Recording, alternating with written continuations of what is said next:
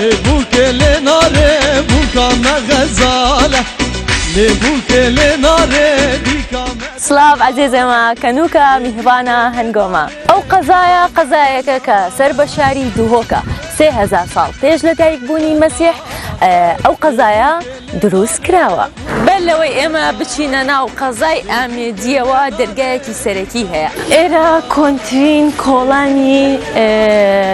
قەزای ئامێدیە ئێرە کۆڵانی چی ناوە؟ نحن نبرزها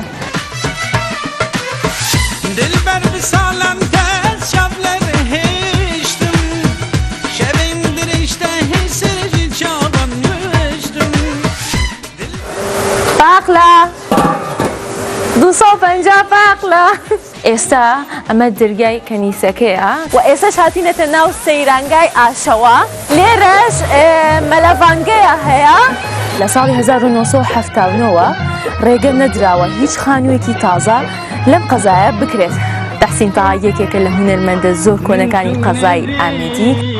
من تونبيم ديته لم والله كسمي